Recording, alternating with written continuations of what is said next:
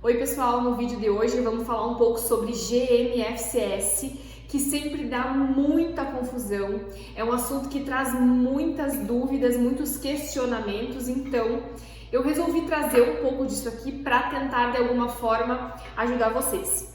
Então olha só, não venha pensando que vai ser algo fácil.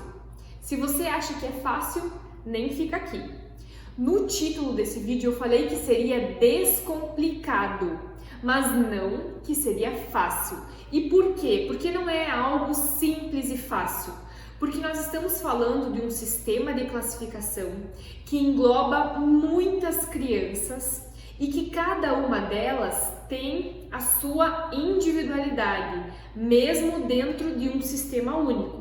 Nós vamos ter que levar isso em consideração para poder classificar essas crianças. Mas a boa notícia é que, com a prática, com o passar do tempo, a gente vai ficando melhor, então vai se tornando mais fácil porque a gente vai pegando o jeito de classificar. Então agora que você já sabe que não vai ter pouco esforço, que assim como tudo na vida a gente vai precisar estudar e aplicar, vem comigo e vamos ao que interessa. O GMFCS é um sistema de classificação que vai determinar qual é o nível de função motora da criança, ou seja, o quanto ela é independente, principalmente para atividades de locomoção e de transferências. E para que ele serve? Para que ele é usado? Bom, primeiro, ele é usado como prognóstico. E isso é muito valioso em termos de atendimento, de plano de tratamento da criança. Por quê? Vamos dar um exemplo. Vamos imaginar que nós temos uma criança nível 5. Então, o nível 1 é o que tem a melhor função motora e o nível 5 é o que tem a pior função motora. Então, vamos imaginar que a gente tem uma criança de nível 5. A gente sabe, porque o sistema nos mostra isso, que uma criança de nível 5 não vai andar. Ela não tem prognóstico de marcha. Então, se ela anda, ela não é nível 5. Uma criança nível 5 não anda. Crianças que não andam, que não têm prognóstico de marcha, têm um risco maior de desenvolver deslocamento do quadril, por exemplo, luxações. Sabendo desse prognóstico, a gente pode já intervir o mais cedo possível, pensando em prevenir essa luxação. Então, quanto antes a criança começar a ficar em pé, começar a trocar passos, a treinar marcha com algum tipo de dispositivo auxiliar, mais a gente vai estar prevenindo que esse deslocamento aconteça. Então, o sistema, o GMFCS, vai servir para isso, para nos trazer um prognóstico sobre o futuro dessa criança. E aí a gente consegue fazer uma intervenção hoje, pensando em prevenir deformidades, deslocamentos ou perdas funcionais dessa criança. Outro ponto positivo de aplicar o GMFCS é que ele nos mostra qual é a capacidade funcional que essa criança pode atingir. Então vamos lá, vamos dar um exemplo. Nós temos um paciente de nível 3. A gente sabe que no nível 3 ele tem a capacidade de andar de andador. Então a gente pode fazer um treinamento, a gente pode tornar isso um objetivo, sabendo que ele tem capacidade de chegar nesse objetivo. Nós podemos treinar o andador em casa, na comunidade, nos espaços em que essa criança frequenta. Outro exemplo, uma criança do nível 1 tem um ótimo prognóstico funcional. Então a gente sabe que ela terá a capacidade de explorar outros esportes, por exemplo. E nós podemos incentivar essa criança a ir para outros esportes e desenvolver cada vez mais a sua capacidade funcional que nós sabemos que ela pode atingir. Outro ponto relevante é que nós podemos entender quais serão os dispositivos auxiliares que vão dar mais independência, conforto, segurança para essa criança, que vão evitar deformidades, por exemplo. Então, uma criança nível 4, 5, a gente sabe que ela não tem marcha independente. ela vai precisar de uma cadeira de rodas para ser transportada. Então nós já podemos começar a pensar em equipamentos que vão ser úteis para essa criança, que vão trazer conforto ao mesmo tempo em que vão prevenir deformidades. E a gente vai buscar com a família entregar esses equipamentos para que essa criança tenha mais autonomia, mais independência, para que ela fique mais segura. Da mesma forma, os andadores. A gente sabe que uma criança nível 3 vai utilizar um andador. Então a gente pode escolher aquilo que for melhor para ela. E aí, lembrando que essa prescrição de qualquer dispositivo auxiliar, seja andador, seja cadeira de rodas, precisa ser individual. Mesmo que a criança esteja classificada dentro de algum nível, a prescrição de um equipamento é sempre individual. Então, até aqui a gente já sabe que classificar as crianças nos ajuda a definir objetivos e metas que sejam realistas, que estejam adequadas com a capacidade funcional de cada criança. E qual será o nosso papel como terapeuta e o papel da família, pensando em prevenção de possíveis problemas futuros e pensando em insistir que essa criança atinja a sua maior capacidade funcional.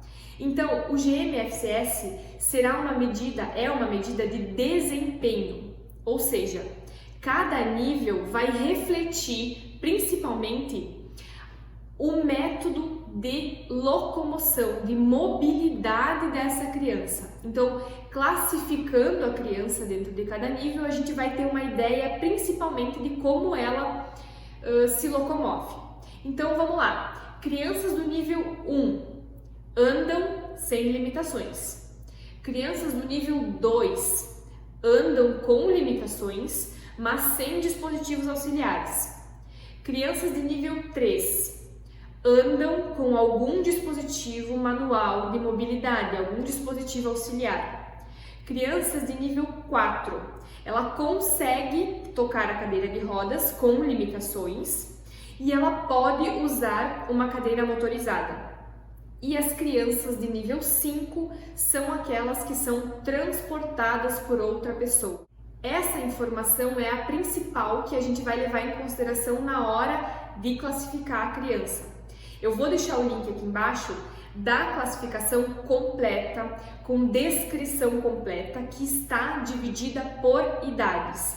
E nesse documento a gente vai ter detalhes dividido por idade e por cada nível de classificação.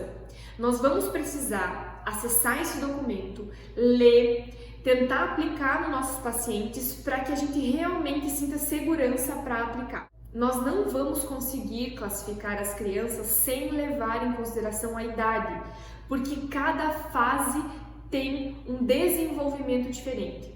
Crianças que são prematuras, antes dos 2 anos, nós vamos levar em consideração a idade corrigida.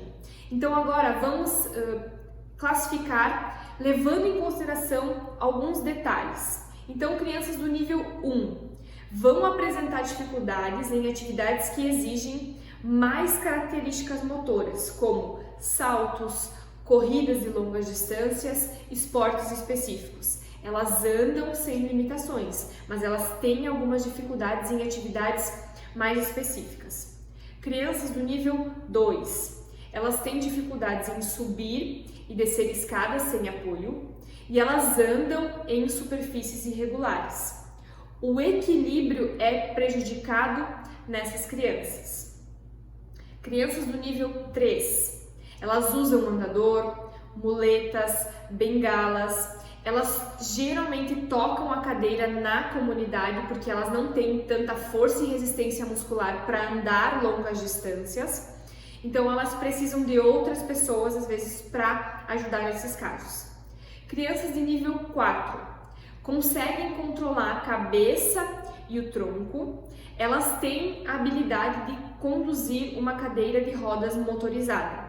Elas podem usar andadores em curtos períodos, por curtas distâncias, mas elas precisam de um andador que tenha maior suporte se comparado à criança do nível 3. Então, é o andador que precisa de um suporte para abdução do quadril, que precisa de um suporte de tronco, uma cadeirinha pélvica, e esse nível é o que gera grande dúvida em relação a crianças do nível 3 e 4, porque as duas teoricamente andam de andador, mas o nível 3 utiliza um dispositivo por distâncias maiores e com menos ajustes, com menos suportes. Crianças do nível 4 precisam de grande suporte, grandes ajustes e utilizam isso por curtas distâncias, geralmente mais para treinamento.